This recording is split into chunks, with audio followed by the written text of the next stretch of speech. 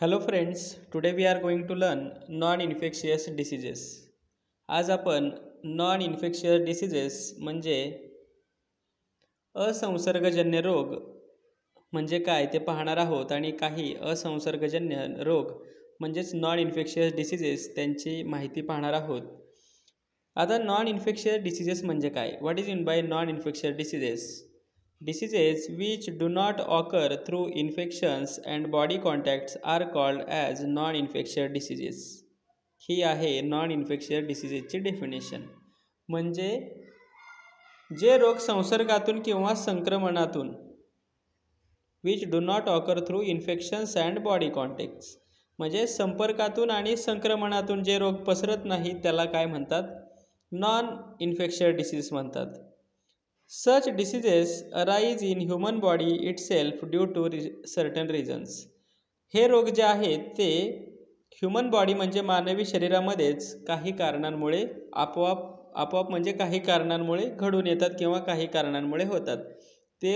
असे रोग कोणाच्या संपर्कात आल्यामुळे होतात असे नाही, म्हणून यांना नॉन इन्फेक्शियस डिसीजेस असं म्हणतात.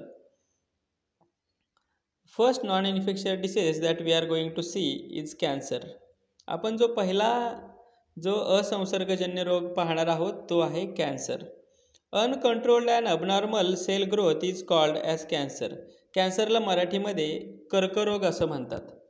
अनकंट्रोल म्हणजे अनियंत्रित आणि अबनॉर्मल म्हणजे अपसामान्य जी पेशींची वाढ आहे, सेल ग्रोथ म्हणजे पेशींची वाढ, अनकंट्रोल म्हणजे अनियंत्रित, अशा वाढीला किंवा uncontrolled and abnormal cell growth is called cancer.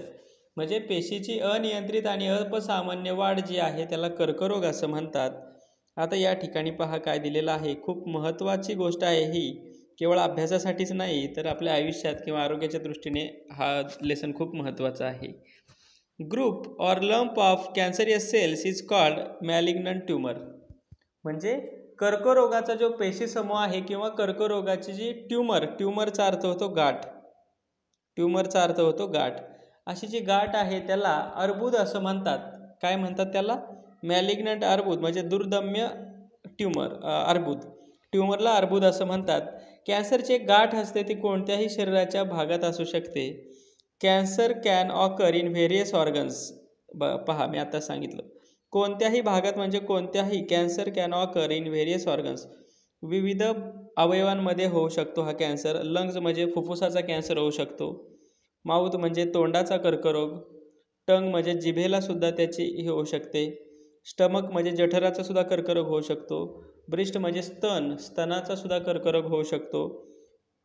Uterus म्हणजे गर्भाशय आणि स्किन म्हणजे त्वचा आणि टिश्यूज लाईक ब्लड आणि रक्ताचा सुद्धा कर्करोग असू शकतो की त्याला ब्लड कॅन्सर म्हणतात. या ठिकाणी तुम्ही जर पाहिलं हा माउथ कॅन्सर आहे, तोंडाचा कॅन्सर आहे. या ठिकाणी टंग म्हणजे जिभेला हा ट्यूमर झालेला आहे. रिझन्स ऑफ द कॅन्सर का होतो? Consumption of tobacco, gutkha, smoking, alcoholism, lack of fibre content like fruits and leafy vegetables in food. पहा आता मराठीतून.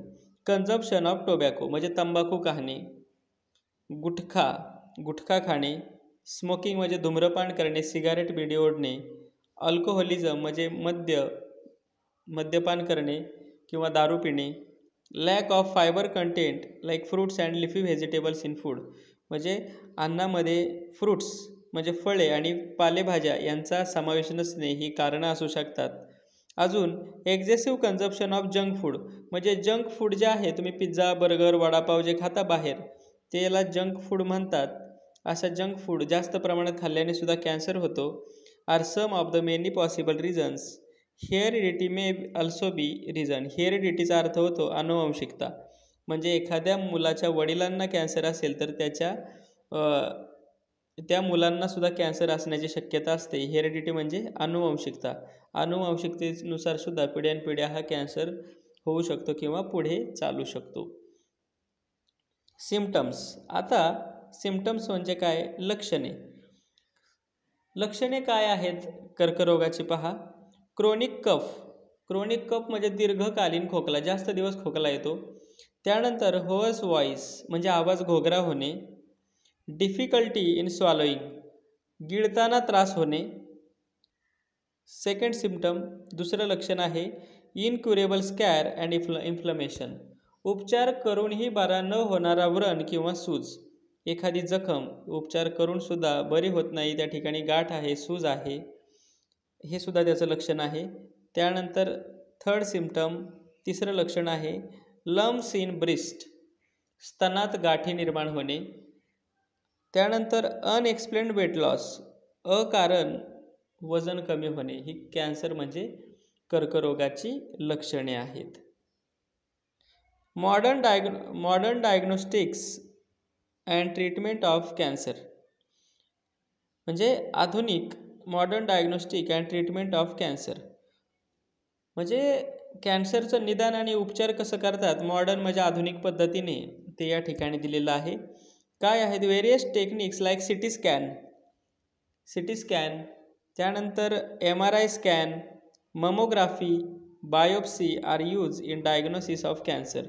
कॅन्सर म्हणजे कर्करोगाचं निदान करण्यासाठी CT scan, MRI scan, mammography, biopsy यासारखे टेक्निक्स यूज केल्या जातात. इन केस ऑफ ट्रीटमेंट, आता उपचार करण्यासाठी along with conventional methods like chemotherapy. आता ह्या ज्या आहेत, आता या ठिकाणी आपण जे पाहिलं सिटी स्कॅन पहा, city स्कॅनपासून MRI scan, mammography, biopsy या सगळ्या डायग्नोस्टिक करण्यासाठी आहेत, म्हणजे निदान करण्यासाठी. आणि ट्रीटमेंट कसं करण्याच्या पद्धती कोणत्या आहेत? Chemotherapy, radiation therapy, surgery. These are the modern techniques like robotic and laparoscopic surgery are also followed. Robotic आणि लॅप्रोस्कोपिक सर्जरी सुद्धा केली जाते. अशा पद्धतीने त्याचे डायग्नोस्टिक म्हणजे निदान केलं जातं आणि त्याचे उपचार केले जातात. ऑलवेज रिमेंबर, एक गोष्ट मित्रांनो लक्षात ठेवायची आहे, म्हणजे नुसते आपल्याला शिकण्यापुरती नाही, तर आपल्याला आरोग्याच्या दृष्टीने खूप महत्त्वाची गोष्ट आहे. पहा, control diet helps to prevent some types of cancer.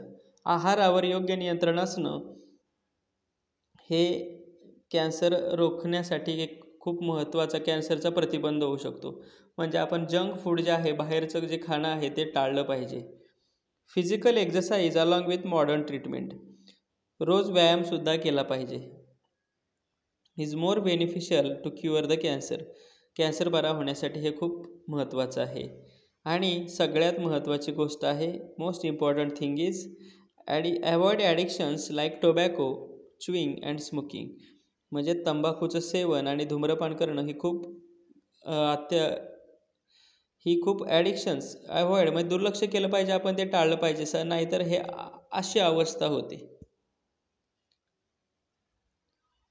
The next non infectious disease is diabetes. The hormone insulin produced in pancreas control the level of sugar glucose in blood. आपल्या शरीरामध्ये एक संप्रेरक तयार होतं, त्याचं नाव इन्सुलिन. लक्षात ठेवा, ते कुठं तयार होतं? प्रोड्यूस इन पॅनक्रियाज, म्हणजे आपल्या शरीरामध्ये स्वादुपिंड आहे त्याच्यामध्ये तयार होत असतं. ते काय काम करतं? Controls the level of sugar glucose in blood. आपल्या रक्तातील शर्करेचं प्रमाण कंट्रोल करत असतं. बऱ्याच वेळा काय होतं? If insulin is secret in low quantity, जर कमी प्रमाणात इन्सुलिनचं स्त्रवण कमी झालं तर ग्लुकोज लेवल वाढते. Glucose level cannot be control, म्हणजे ग्लुकोज लेवल नियंत्रणात राहत नाही. Disorder is called as diabetes, आणि या आजाराला डायबिटीज असं म्हणतात. परत एकदा सांगतो, हार्मोन प्रोड्यूस इन पॅनक्रियाज. पॅनक्रियामध्ये जे हार्मोन म्हणजे संप्रेरक तयार होतं, ते काय करतं? Controls the level of sugar in blood. आपल्या शरीरातील शर्करेचं किंवा साखरेचं प्रमाण नियंत्रित करत असतं. पण काही वेळा काय होतं आहे, हे जे इन्सुलिन आहे त्याचं स्त्रवण कमी होते आपल्या शरीरामध्ये, आणि त्याचं काम कमी पडल्यामुळे शर्करेचं प्रमाण वाढत जाते, आणि या आजाराला काय म्हणतात? डायबिटीज असं म्हणतात. Symptoms which cannot be ignored. आता डायबिटीजचे काय लक्षणं आहेत पहा. फ्रिक्वेंट युरिनेशन ॲट नाईट, सारखं लघवीला जाणं रात्रीचं.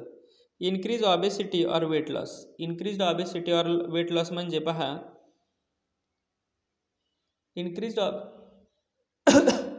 इन्क्रीज ऑबेसिटी और weight loss. अतिलठ्ठपणा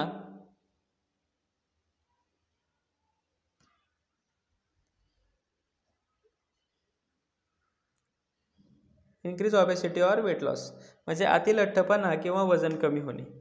reasons for diabetes होण्याची कारणं. हेरिडिटी म्हणजे अनुवंशिकता हे एक महत्त्वाचं कारण आहे. ओबेसिटी म्हणजे अतिलठ्ठपणा. लॅक ऑफ फिजिकल एक्सरसाइज म्हणजे शारीरिक व्यायाम नसणं. मेंटल स्ट्रेस, अतिताण, मनावर मानसिक ताण ही कारणं आहे डायबिटीज होण्याची. Next, preventive measures. त्याला प्रतिबंध कसा करता येईल? फॉलोइंग द प्रॉपर डाएट, योग्य आहार घेणे. Medicines and exercise under the supervision of doctor म्हणजे डॉक्टरांच्या निरीक्षणाखाली मेडिसिन्स औषधं घेणे आणि एक्सरसाइज म्हणजे व्यायाम करणे.